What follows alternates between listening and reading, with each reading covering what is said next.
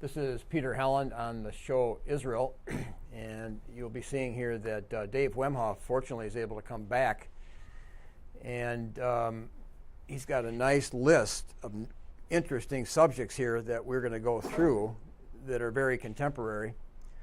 Some of you probably have even read his book. It's kind of an unknown book, but it really gets to the core of the American system vis-a-vis the Catholic Church. This is called John Courtney Murray, Time and Life and the American Proposition, How the CIA's Doctrinal Warfare Program Changed the Catholic Church. What we're going to talk about today, I'm sure it has reference points to this, but we're going to look at some things that are happening currently, and this is going to be interesting. What you've been... It's always interesting. Every time we get together, it gets interesting. And I just want to add one thing about my book. I told somebody the other day, it's really not a reading book, you know. It's just kind of a shelf book. You kind of put it on the shelf or maybe a doorstop because it's really big and it's really heavy and ponderous. But you know, whatever. I just wanted to throw in a little bit of levity here as we begin. Yeah. It means humor. But for today, can you just kind of go through what because I'm going to follow along with what you have here. Well, September's been a busy month, and we're doing this in the last day of September of 2017. And on Sunday night, there were a number of people at the NFL games who took a knee during the national anthem. Mm-hmm. Is that right? Yeah, and the Packers played the Bears Thursday night, and that was a big thing because I'm from Wisconsin. So the Packers have got real meaning for you. Right, and I was in Wisconsin yesterday, so... Did you go to the game? No, but I was there the day after the game, and there was a lot of talk. What happened at the game on Thursday night? I think, Aaron Rodgers gave the call for everybody to hold arms. I think the fans, I don't think the fans necessarily did, but, the Packers, and he's trying to, bring about peace and unity in a country that's getting a little unstable in some people's minds. And I think that's what you're going to address. Is the nature of this instability. Well, I don't know, but so did they take a knee on Thursday night? I don't think they did. No. Okay, but they did on Sunday night, right? The week before. The week before. The Steelers didn't even come out. Oh, is that right? I didn't. Yeah, they didn't even come out. One guy did come out who was a war veteran. Okay. And you are a war veteran, but then he retracted it. He went back in. He felt bad after he did it.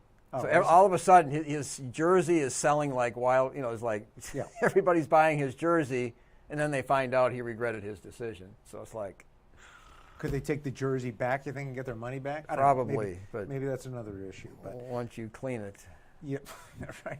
But I think that what we were talking about, there were a number of people who started taking the knee. A lot of players started taking the knee during the national anthem, right? Mm-hmm. Mm-hmm. Is that right? Yeah. And it started with this guy, Colin Kaepernick. Kaepernick, from Wisconsin. From Wisconsin. So did you know him? No. I'm a lot older than him. So, but he, his mom, I think, was white, and she got pregnant by a black fella, and then I think she put him up for adoption, and so the family that raised him, he ended up from that raising becoming a great, professional football player. Well, he started taking a knee. Why? That was about a year ago. Why did he do that? Well, I think a couple of reasons. He's from Wisconsin. Wisconsin is really hot on these issues. I mean, they're real sensitive. Well, what were the issues? I think that basically that he feels that the black race is being mistreated. I think that's the idea, and he's trying to identify with the black race. He's in a position that he feels he could help. Okay. So he took the risk of identifying with his race. I mean, he's half white and half black. So a lot of people think, he's kind of a good guy to do that. And he's trying to be sensitive to some problems. So there were problems, there's injustice in the system, and that's why he took a knee. Yeah. Racial injustice against black people, right? I think there's, I'm sure if you talk to him, he could broaden it out, but that is what's understood. That's a big deal. So he's saying that there's racial injustice in the American system, And the American system is based on certain principles, right? So are we saying then that these principles are faulty? Well, I think you're right. I think the word is systemic. Systemic issues. So there's systemic issues. Systemic racism in the system itself. I think that's part of it. So this system that was supposed to be good has actually turned out to be bad? Is that what he's saying when he does that? I don't know if he's saying that originally, that it was, but it's turned out to be that way right now. So the racism is part of the system. But at the beginning, the American system recognized slavery as legally protected. That was part of the compromise. People in the North, some of the people in the North were against it, but in order for them to achieve the Union, cohesion, they had to allow that, and then they had the 3/5. The African American got 3/5 vote. And that was enshrined in the Constitution of the United States until war had to be fought, and then that was finally knocked out. But that was enshrined in the Constitution of the United States, the fundamental law of the land. And so when Colin, you say Kaepernick? I call it Kaepernick. Kaepernick. Okay, so when Kaepernick takes the knee, he's saying there's this systemic racism, which I think then, couldn't you trace that back to the founding of the country? Well, I think if you're going to go to the root, this is where it goes, because there's still, the slavery issue has not been fully resolved. I mean, people are upset about issues pertaining to slavery, even though it's gone. And the war did not resolve everything. The Civil War you're talking about? Yeah, obviously the war put things, shoved things under the carpet, so to speak. Probably. Well, you thought the Civil War, we were talking a little bit earlier, you thought the Civil War had a bigger impact than shoving things under the carpet. It kind of destroyed the state's ability to remain more independent. I think it was the beginning of the nation state. Where like Robert E. Lee said, I'm a Virginian, I got to fight for Virginia. And back then, people probably didn't even travel more than 50 miles from where they were born. I don't think that was unusual. So they identified completely, not even just to their state, but to a particular part of the state. That was their life.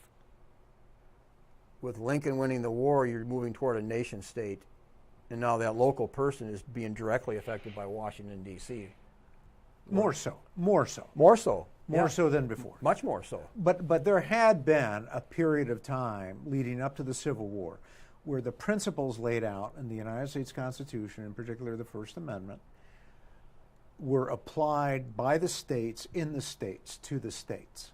Mm-hmm. Those principles were adopted. So you had the elimination of state churches and religion officially forming the basis of state policy. Would you agree with that? Massachusetts had a state church maybe until 1836, but the principles were moving them out. Right. So religion was no longer informing the policies of the state or of the national government or of public policy, period. Not in any official way.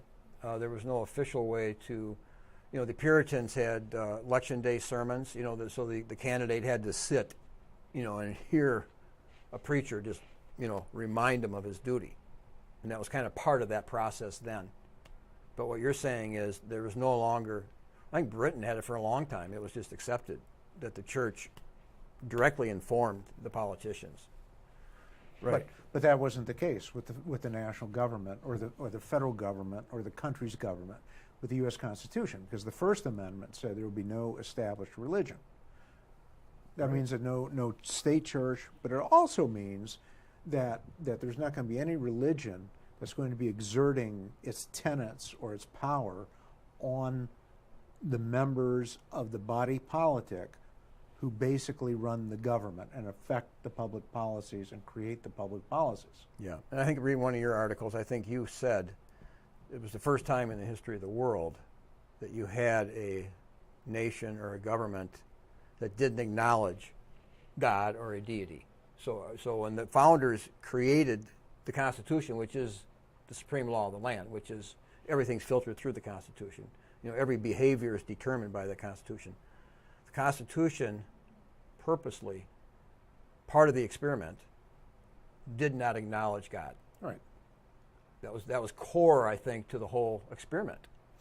Yeah, I think that is. I think the First Amendment is core. I think it is essential. Now, I think the Constitution. We talked about this before, but the Constitution established a monetary union and established a huge common market among all the states. So it knocked down all the barriers with interstate commerce and established a currency union. So that was good for the financial interests. Clearly, that clearly helped them. Clearly opened up markets. And it clearly took away economic power from they the were states. interested in, that was helping the financial interest, but they didn't do much to meet the needs of the spiritual interest. Well, this was a whole new political economy that was formed with the U.S. Constitution. And it was one that was based on the individual, the primacy of the individual. It was the manifestation, I think, of the Enlightenment in many ways, through a liberal, capital L, a liberal system of social organization. I hate to ask No, this, go ahead. But what was the history behind this change, this need or want to emphasize the individual above, the community? Well, this was the very essence of the American experiment. This was Thomas Paine. This is what they were all thinking about. And this came from the Enlightenment. So this is at the core of the Enlightenment itself. This is the core of the Enlightenment. This is how it all kind of manifested itself, and it elevated the individual as primary. And so that does create a certain political economy. And so you have to give people religious liberty to do whatever they want to do. That strips all the religions of all their power, but it also keeps the power of the religions from truly informing public policy. They can tag along and approve whatever somebody says in the secular world, but you cannot act out of your own religious beliefs. Now, that's a very important topic, because in September of 2017, we had two very notable instances where this came to the fore. This whole issue of should we have our laws informed by the law of God? Should we act in accordance with our religious beliefs in public policy or not? And this is where we saw it in America in September 2017. A couple big things happened. Roy Moore ran for U.S. Senate, the Republican ticket, and he won. No, that was Jeff Sessions, who because Donald Trump appointed him the Attorney General. Right. So you kind of wonder what was somebody seeing the big picture of this, because he puts him as Attorney General, and there was debate on that even to today. There's people that don't like Jeff Sessions there. So then that opened up a race.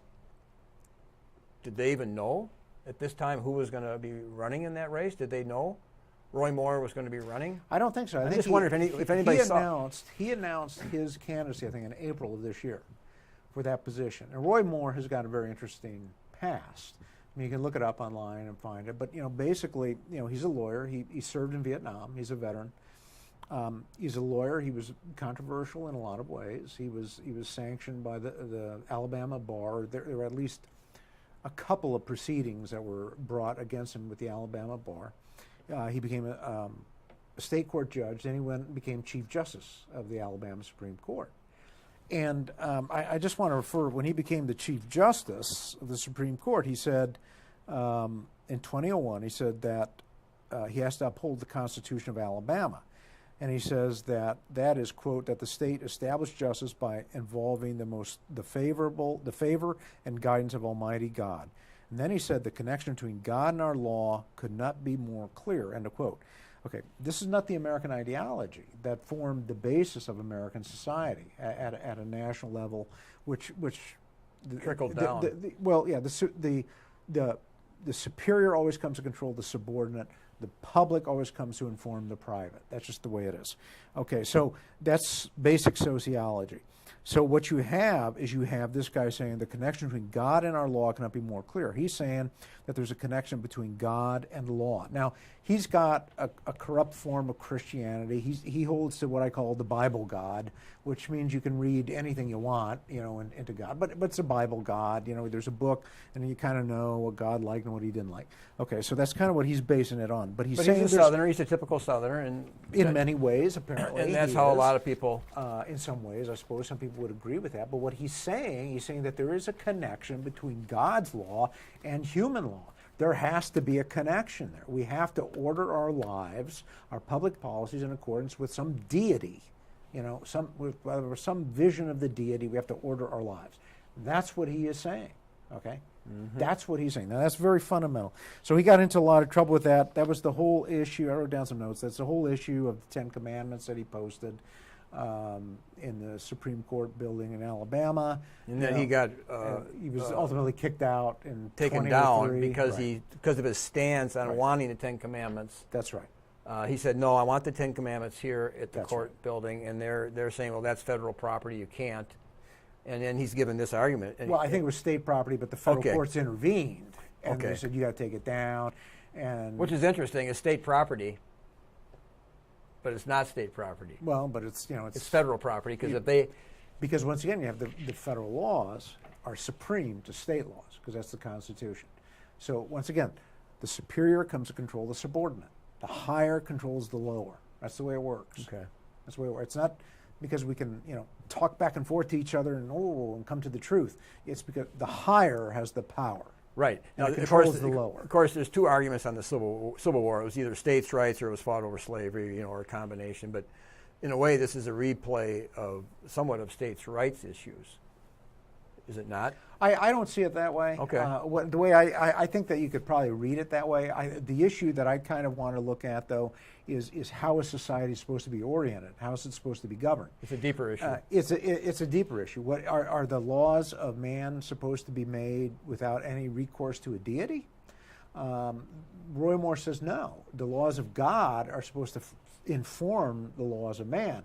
And in our system, that means that people of religious beliefs have got to act in accordance with the laws of God to put that into the public policy, to bring it into the public policy, right? That's how the system is supposed to work, at least in the minds of some people. And if you can't allow people to do that, then you have a contradiction in the system. Either there's a democracy where people can allow their religious beliefs to inform the public policy and to do it openly, or there isn't a democracy where there's a certain set of rules that are not to be touched. And one of them is that you're not supposed to allow public policy to be informed by religion of any sort. And that's where we are. So democracy only works so far, and then you got these fundamental principles that are enshrined that says that public policy is not to be informed by religion. Okay, now, as a lawyer and as a teacher, you taught law, because I was in one of your class. You had me give a presentation at one of yours, so I know you taught. I was there. It's also known that if the legislation passes a law that's in violation of the Constitution, then that law is a non-law, kind of. I mean, it can be struck down. It can be struck down. It can be invalidated, in other words. Yeah, it really doesn't. It shouldn't even have any life because it can only have life if it's in harmony with the Constitution. Right. But also,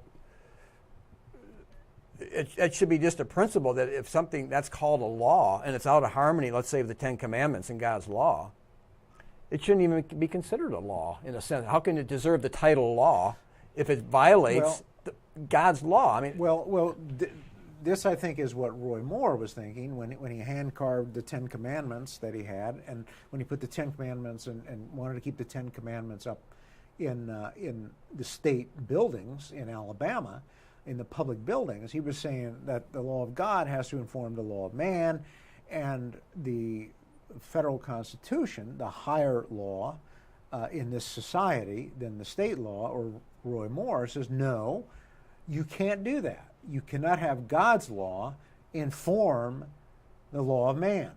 You can't have any religion inform the law of man. Anything outside of man's man. You can't have any religion form the basis of public policy. That's the essence of the First Amendment.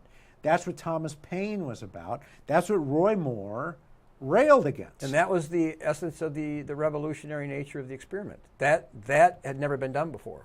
Where you completely say that there is no state religion, no state recognized God with his system or tenets of morality, whatever it is, whoever it is, whether it's Buddha or Christ or Amun-Ra, it doesn't matter. It's completely cut off. There is no deity.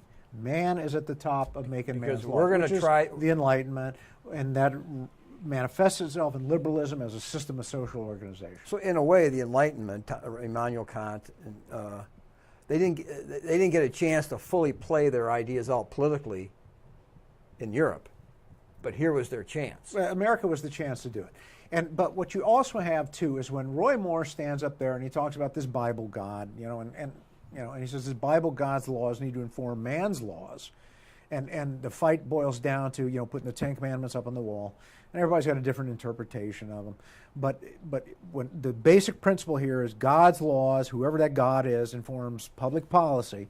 When Roy Moore starts saying that, he is doing what Father Shea, who I talk about in my book, said is part of the natural law, that regimes, that societies have always recognized that there's a deity. Ancient Rome, it was Jupiter. Ancient Greece, it was Zeus. In Babylon, it was, I don't know who their gods were, but, in Egypt, it was Amun-Ra, and so on and so forth, okay? But you're saying natural law assumes an acknowledgement of God. It acknowledges the presence and the active presence of a deity whose edicts and laws and rules are to be implemented in our daily life and in our public policy. Yeah, because first of all, Romans 1 says, because they did not see fit to acknowledge God, God gave them over to reprobate mind, but men lusting after men, which was unnatural. So it's unnatural for men to lust after men, but it's premised on the unnaturalness of men refusing to acknowledge God. See, so it's unnatural to not acknowledge God. So when you refuse to acknowledge God, that's unnatural, and God's going to play it back right on you. He's going to have you unnaturally be lusting after other men. I don't think Father Shea would have disagreed with you. I think that he would have said, all throughout history, we've had state churches, we've had this recognition of a deity all throughout history, because man knows through his natural reason that there is a deity, okay? Mm-hmm. Whoever, whatever. But I don't think Father Shea would disagree with you. So this is what you got. You got with Roy Moore, you've got this rising sense, of the natural law trying to come to the fore. Now, who have been big proponents of the natural law in the last 50, 60 years? Who have been big proponents of the natural law? At least on paper. You know the word, it starts with a C and ends with an S, with an A and a T and an H and an O and an L and an I and a C in the middle. The Catholics, right? The Catholics, the big promoters of the natural law, right? The natural law. At Notre Dame, the natural law, the definition seems to be not so fixed.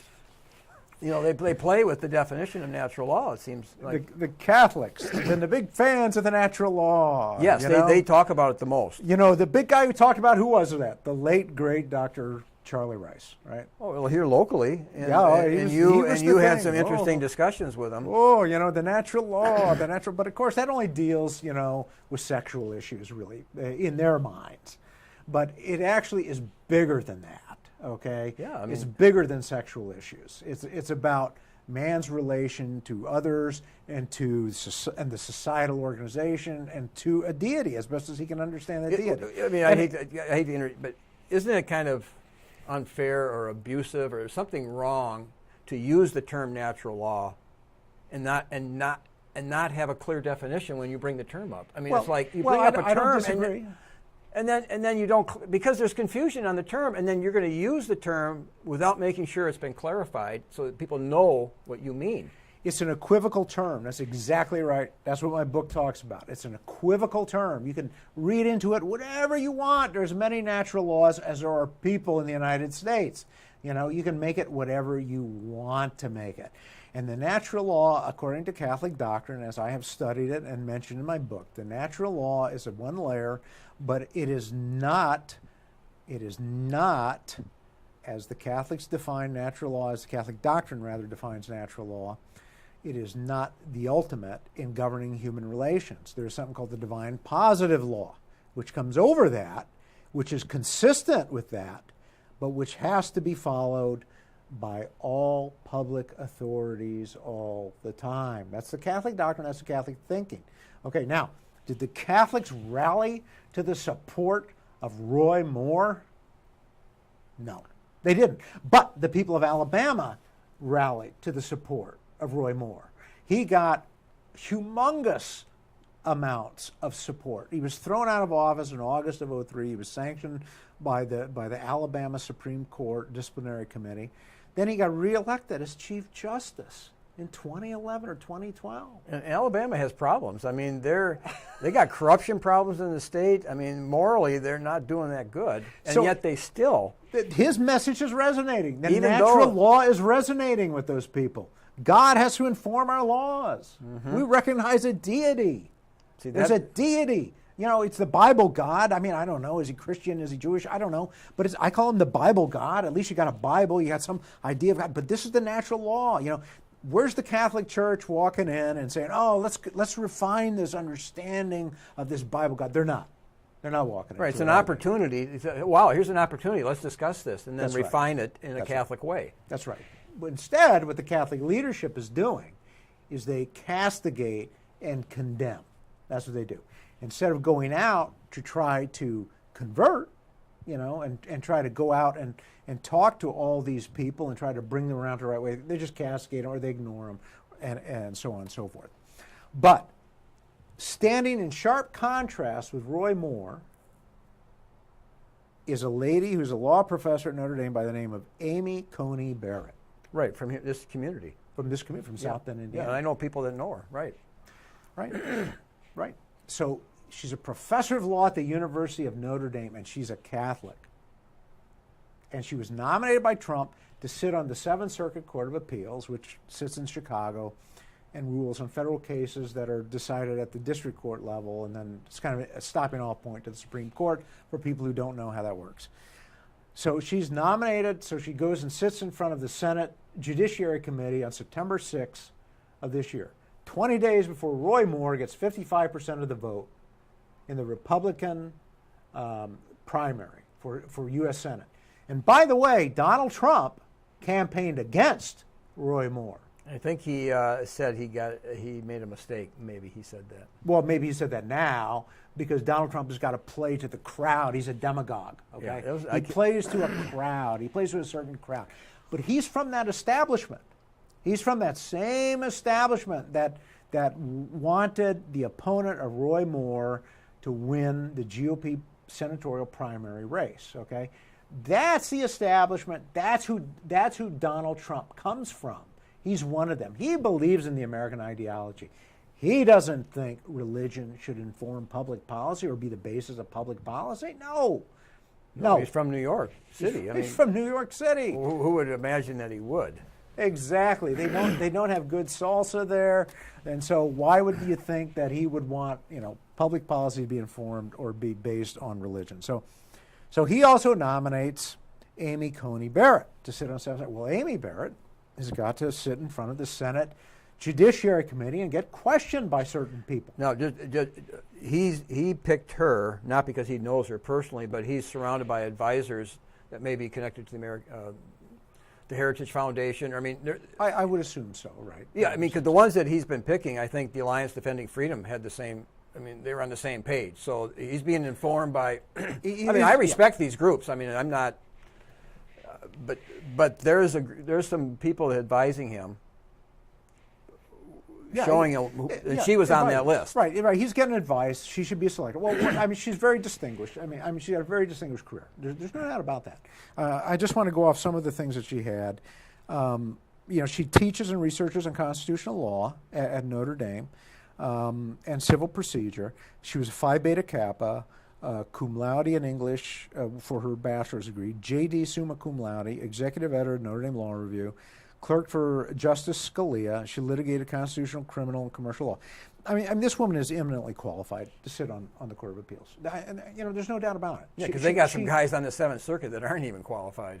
Well, I'm not going there. I know. I don't agree with that with your statement. But she is eminently qualified to go and sit on the Seventh Circuit. There's no doubt about it. She's got the legal credentials. She's written articles. She's lectured.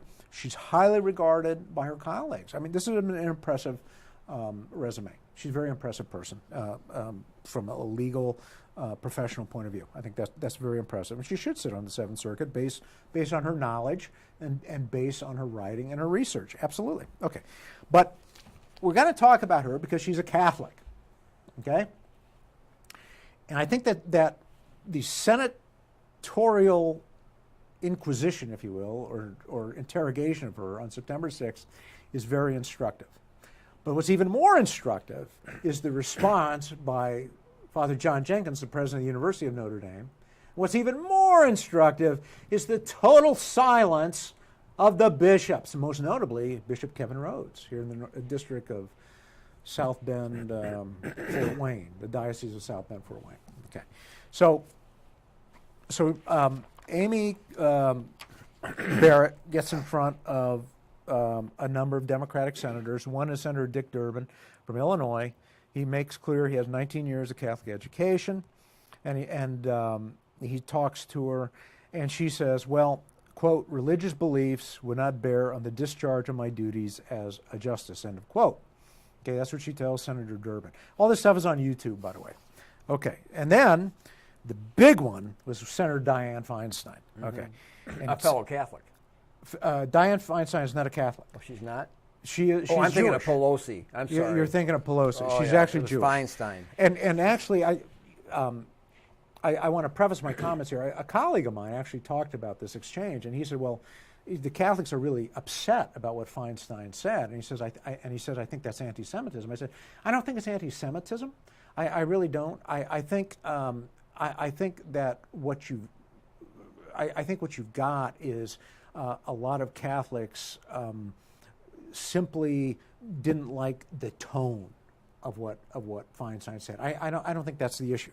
I said, but this is what Feinstein said, which caused a lot of Catholics problems. And she said, the Catholic, quote, dogma lives loudly within you, and that is a concern, end of quote.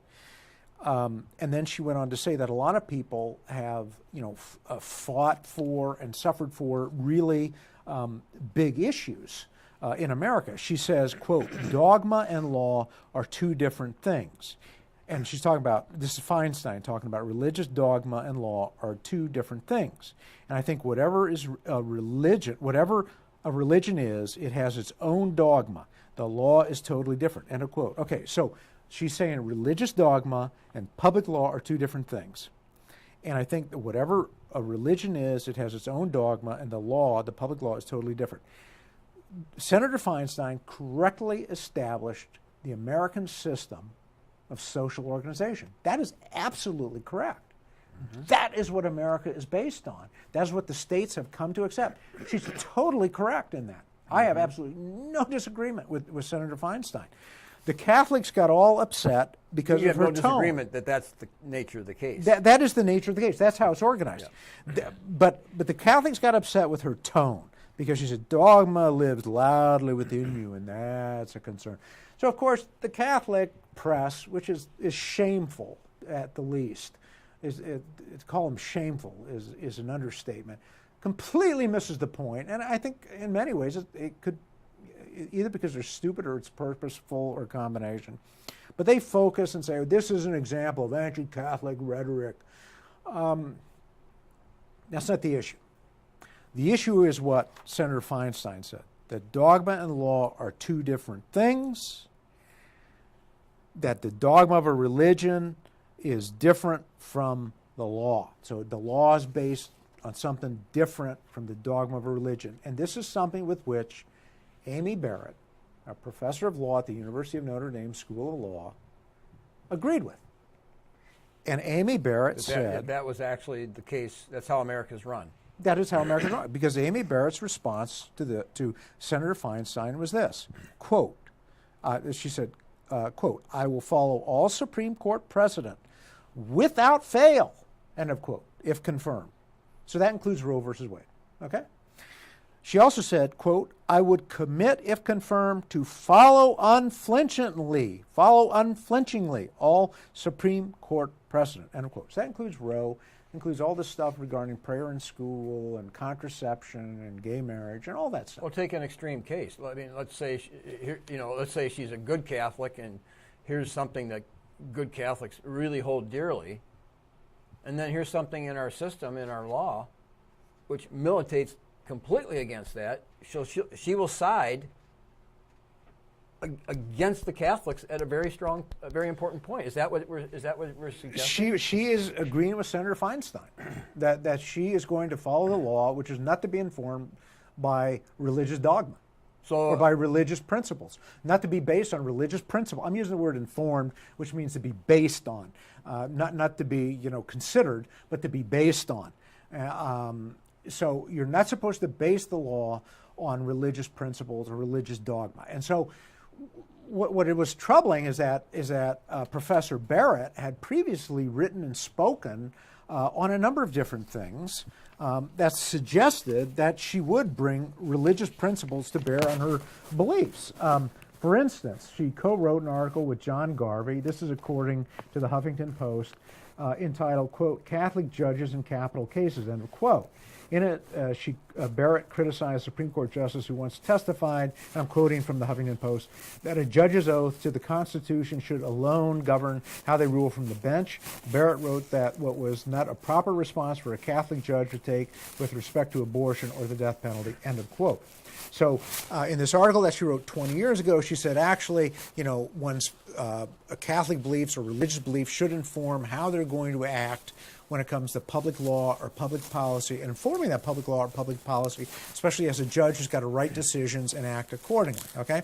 So she distanced herself from that in the Senate hearings on September 6th. Right. Okay. In other words, she was against Mario Cuomo's position, who gave the famous... Well, in 20 years ago, yes, she was against Mario Cuomo's position. Because people were upset at Mario Cuomo. But in 2017, she's with Mario Cuomo. Yeah. Okay, and then Feinstein's office, and this is according to the National Review, Feinstein's office, and I'm quoting here, Feinstein's office had background on Barrett. And Barrett apparently said to the 2006 Notre Dame Law School graduating class, your legal career is but a means to an end, and that end is building the kingdom of God. If you can keep in mind that your fundamental purpose in life is not to be a lawyer, but to know, love, and serve God, you truly will be a different kind of lawyer. Okay, and then in December 2015, Barrett wrote a piece, according to Feinstein's office and the National Review, for the University of Notre Dame Alumni Association, in which Barrett wrote that life is about more than the sum of our own experiences, sorrows, and successes. It's about the role we play in God's ever-unfolding plan to redeem the world. That sounds lofty, but it's taking the long view. Do we see success through the eyes of our contemporaries, or through the eyes of God? Do we focus only on what God does for us, or also what God can do for others through us?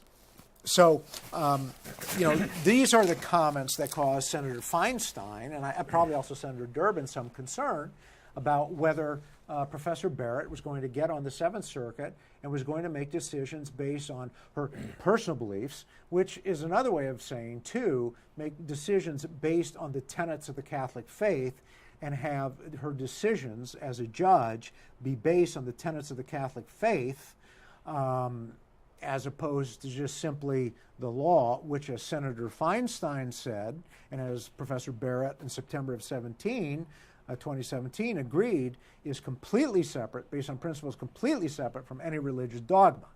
Okay, so what it comes down to is Professor Barrett in 2017 is saying that she will discard her religious principles when it comes to ruling on cases. No, how I see that, the Puritans, like state of Connecticut, I think when they started Connecticut, they said Connecticut's laws will be basically the scriptures, okay? We don't need to write anything. Our laws will be the scriptures. And that was kind of a feeling that the Puritans had, is that all law has to absolutely be in conformity to the Word of God. That's the natural law that Father Shea wrote about in the 1940s and 50s as he opposed John Courtney Murray. That is the emergence of the natural law. Now, it's a corrupt form of Christianity if you're a Catholic and you look at what the Puritans, or if you adhere to Catholic doctrine. But let's say you're trying to look at what, different. But if you can identify with their intent. But the intent is the same. The idea is man recognizes there's a supreme being or beings, and that what he does in public policy is important. That's part of who he or she is, if we're going to be gender neutral here. And it's part of who they are, and it's important that they reflect the ideas, the desires, the wants, the laws of the deities and their public law and their public principles. This is an idea of natural law. This is something Father Shea saw and he wrote about in the 40s and 50s. This is what every society did into America. And then America severed that link. Well, in 1776, they completely rejected that thinking of their Puritan forefathers. And they said, no, we're going to try something else. We're going to say that no law can be passed if it had any reference to the Scripture. I mean, it's just like completely 180 degrees. Religion was to be kept an hour a week, as we've talked about before, as worship. You're free to worship wherever you want, but when you get into the public sphere, God or any religion has no bearing. Now, in light of the Senate hearings on September 6th, what do you think President John Jenkins of the University of Notre Dame did? So we're asking a question, WWJD, what would Johnny Jenkins do? I guess it's WWJD, okay. Well, but we already know. WWJD, what would Jenkins do? He would write a letter. He would write a letter, exactly. He wrote a letter. That's right, he wrote a letter. And it got posted on the Notre Dame website and went to Senator Feinstein. We don't like your tone, Senator. The dogma lives within me too, he said. Right? Okay, dogma lives within me too. But what else did he say? Well, he appeared, I mean, from some people's perspective, he appeared to be defending the Catholic faith. Appeared. Because all the Catholics were upset. You go on to social media, and all these Catholics are upset. Oh, Senator Feinstein is anti-Catholic. This is horrible. You know, and they're all upset. And somebody says, we got to stand up to this anti-Catholic bigotry. And so, so Johnny Jenkins rose to the occasion, right? And I'm all right, Spartacus. And he rose to the occasion, and he wrote a letter. Trying to defend one of his, parishioners, so to speak. I mean... No, I don't think he was doing that. I think he was... but he was reiterating what one of his faculty said. This is Notre Dame community, and he's playing a very sophisticated game, is what he's doing. Playing a very sophisticated game, and he's saying Catholics can still sit at the table in America, and so all these really religious and traditional Catholics, all these upset Catholics saw his letter and said, "Oh, good Father Jenkins, he's saying Catholics can be Catholics, but is he?" This is what he said. He said, basically, Senator Feinstein, I disagree with your statement that dogma lives loudly in Barrett and is a concern because. He said, John Jenkins, dogma lives loudly within me too. Okay, these are just words that are empty, all right, for the most part. But people think he's standing up, for the Catholic faith. And they're empty because what he then said was, quote, in his letter, Professor Barrett has made it clear that she would follow unflinchingly all legal precedent, and in rare cases in which her conscience would not allow her to do so, she would recuse herself, end of quote. So what he's saying is Father Jenkins, president of the University of Notre Dame, preeminent Catholic university in Notre Dame, says, don't worry, Senator Feinstein. Professor Barrett is a team player. She's not going to bring her Catholic faith to the bench. She's checking it at the door. So now Professor Barrett can move up in the system and become a circuit court judge. And at the same time, all, the Catholics who were upset at Senator Feinstein said, oh, a priest is coming to our defense. And basically all he's saying is you can move up in America if you check your faith at the door. Or recuse yourself, is what he said. That's right. That's right. In other words, if she's dealing with a case that might involve her imposing her Catholic beliefs. That's right. Over against the Constitution or the Supreme Court. That's right. Then she said, well, I'm going to recuse myself because... Sure. I don't want, but in a sense, it's a way of saving her faith. But you're saying it's not really. Saving her faith? Well, she's saying, I'm going to keep my faith. I'm just not going to allow myself to be part of this case. I'm going to privately live a certain way, okay? I'm going to privately live a certain way. But I'm not going to allow myself in this position as a judge to be who I am in this case. I'm going to. I'm going to be out of this. It's the Mario Cuomo position. Yes. Okay? This is the Mario Cuomo position, restated again by Professor Barrett and Father Jenkins. And I think we're going to need a few more minutes to discuss this as we go on here. I know we had a limited time. I think we're going to have to go further. Okay? We're fine. Because there's a guy there behind the curtain that's controlling the whole thing. And I don't think this is the Wizard of Oz, but he's got more power than that. But it looks a little bit like the Wizard of Oz. But anyways, so what you've got is the restatement here. You have the restatement of the Mario Cuomo position, which is, personally opposed. Publicly, you got to allow it. I think Mario Cuomo gave that. I was there for that. That was back. That was 1984. Yes, I was there for that here, and that was a big deal. People were really upset. I don't think they're that upset today. No, they understand this is the system. This is what Jenkins did. He restated it. This is what Professor Barrett did. She restated it. That Mario Cuomo's position is approved. Now, where did that come from? That came from Gus Weigel on September 27, 1960. I detail it in my book about John Courtney Murray, where Gus Weigel got up there. He's a Jesuit, and he got up there and he said to the whole world, he said, you know what? A Catholic politician leads a double life. Privately, he can believe one thing, believe the Catholic faith, but publicly, he's got to act in accordance with the law. And that's where this dual personality idea came in. You can move up if you're a Catholic if you leave your beliefs at the door. You can move up. And that's what Professor Barrett said, and that's what Johnny Jenkins, Father Jenkins, said is a way to move up. And move up and get more things and be somewhere. Now, what did Bishop Rhodes say? He came down hard, didn't he? He said, no, that's not Catholic doctrine, right? Well, like Bishop Rhodes, the Bishop of South Bend, Fort Wayne, where Notre Dame is. He's been silent so far. He didn't say anything. He's been silent. All you could hear was crickets. That's all you could hear. Because that's the way the bishops were in 1960. That's the way they were in 1984. That's the way they were in 2017.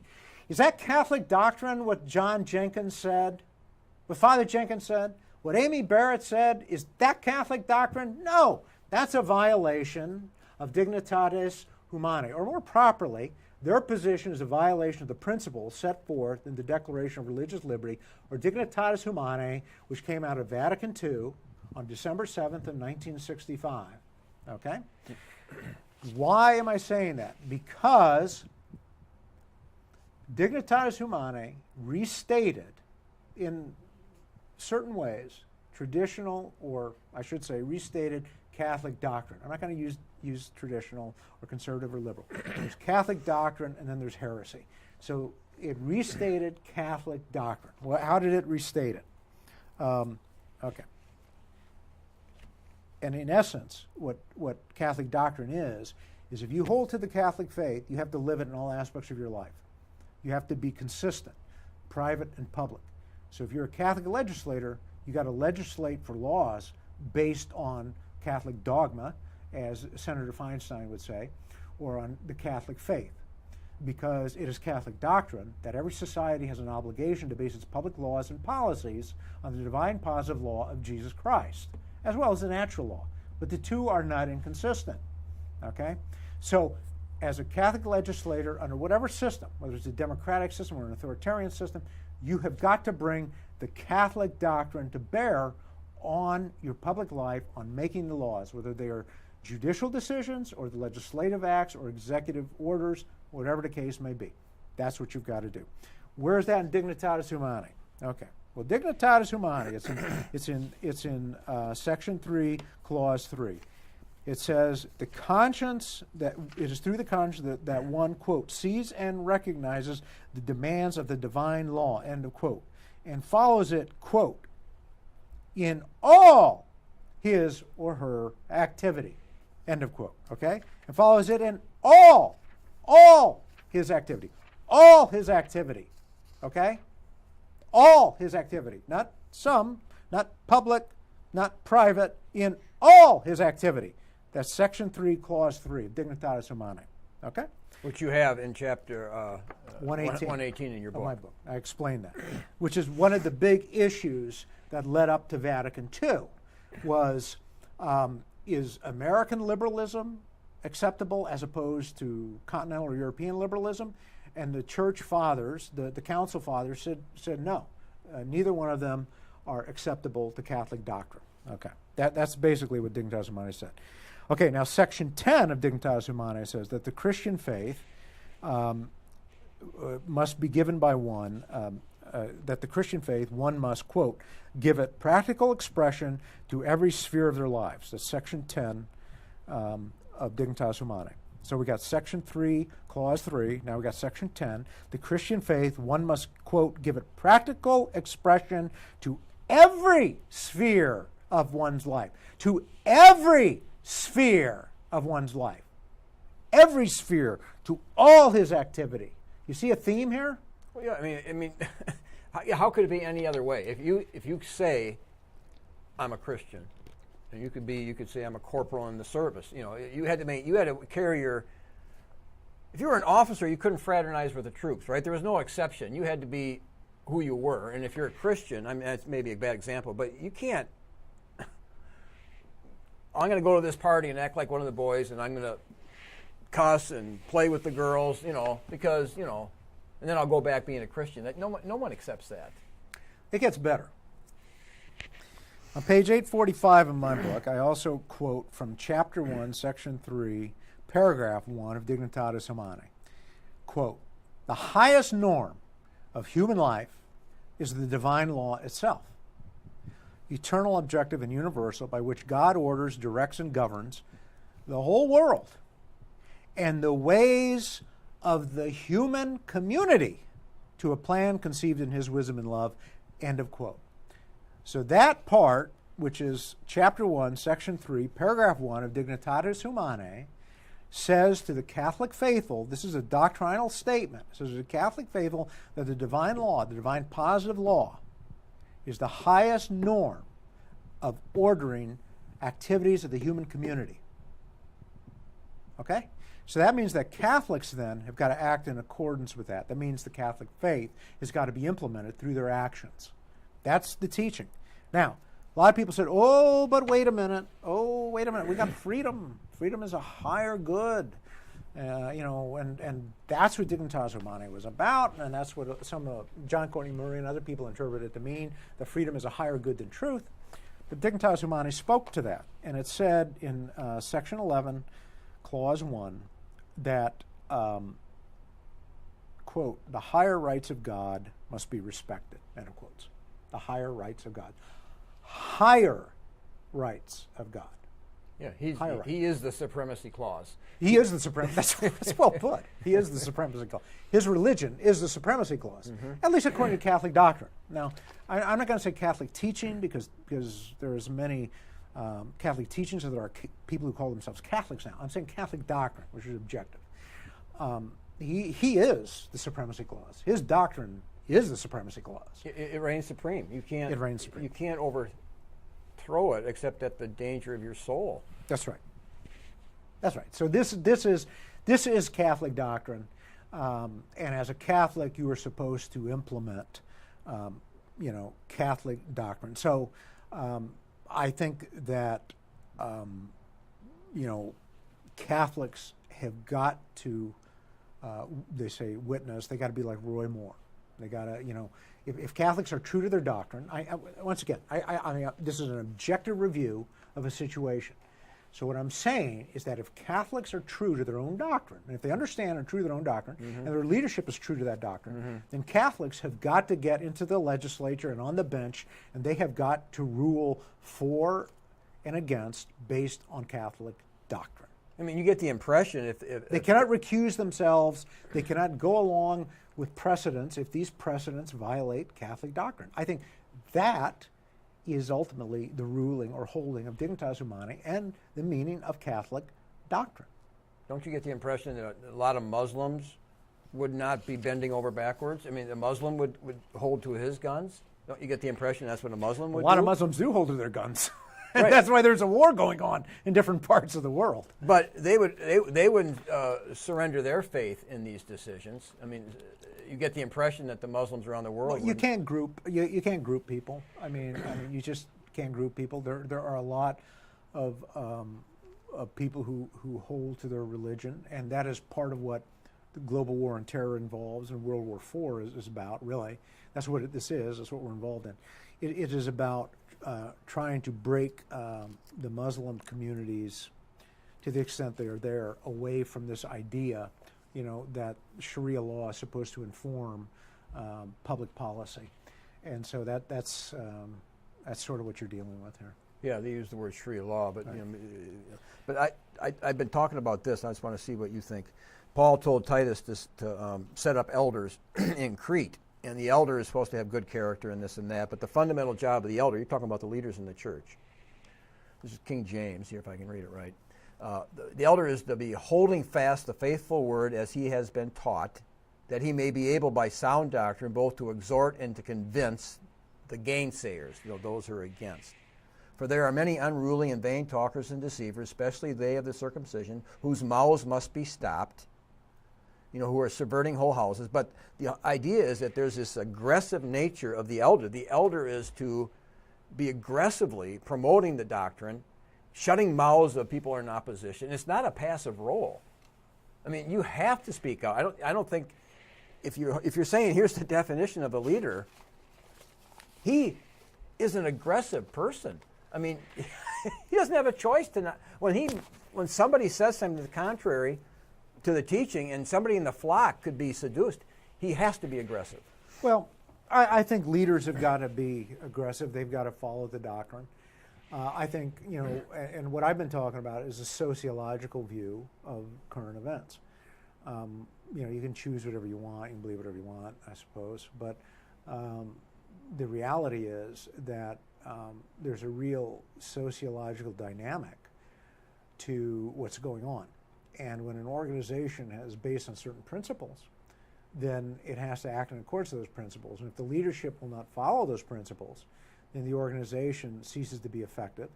The leadership can no longer really be taken seriously, and people are in danger of getting caught up or controlled or confused by a lot of other forces. What do you think? I refer to this book all the time, and I'm sure you've heard me, but I just want to see what your thought. Of course, this is John Fletcher, John Wesley's secondhand, the guy that was going to take his place. He wrote this book in 1775. American Patriotism, farther confronted with reason, scripture, and the constitutions, observations on the dangerous politics taught by Mr. Evans and Dr. Price. In other words, he was saying the principles that the American patriots were fighting for were very dangerous. They were antithetical to Christianity at many important points. That's what he felt. That's what Wesley and Fletcher, those guys, some people say, well, they were serving the interests of the British Empire, but I don't think necessarily so. I think people knew there was some problems with these principles right from the get-go. Well, the principles, I think, did cause a lot of people concern. And you have to understand there's a lot of different layers of things going on at any one time. Roy Moore is an interesting guy. You can read, in reading his biography, you see he's a contentious individual. He's hard to get along with. You can tell that. Who's that lawyer who's famous from years ago, who might have argued for the Waco case? He had the spear, or he had the hat. I really don't. Oh, know. He's famous. I think he argued in David Koresh when they went to trial. But he had the cowboy hat. Oh, Spence, maybe. Spence, right? Yeah, Jerry Spence. But right. When he had the acceptance speech, Roy Moore, he had the cowboy hat on, and he's. Well, he's a character. He's definitely a character. You're also dealing with issues of class here, of social class, okay? And that is also something that isn't talked about much. But there are upper and lower classes in America. It's not a classless society. You can move up and down in America as you want. Any religion, any set of religious beliefs is going to hinder the power and the influence of the upper classes. It just will. It's just the way it is, because now you've got doctrine and rules of conduct based on that doctrine that are determined by people whose life and existence is not based on a worldly existence, but on an otherworldly view. And so they have a certain amount of independence. Okay? So what you're dealing with, Roy Moore is not the upper classes. Roy Moore is more middle, lower class. Mm-hmm. And in order to get in the upper classes, you have to leave your Catholic faith at the door to move up, either in business or in industry. And that's just a sociological reality. But you're dealing with the leadership of the Catholic Church, the bishops and the priests, who are simply not following their own doctrine. And that to anybody, whatever your religion is, should be disconcerting. So I think we're near the end of our time. Okay. We're going to wrap this up. Dave, I'm glad you'll get back here. Yeah, thank you. This is the show Israel, and hopefully you can come back on. These things are kind of, they're happening one after another, and it's not the end of it with Roy Moore getting elected. I don't know the effect he will have on the Senate, but it's going to be interesting to see. Yeah, it will be. Okay. Peter Helland on the show Israel.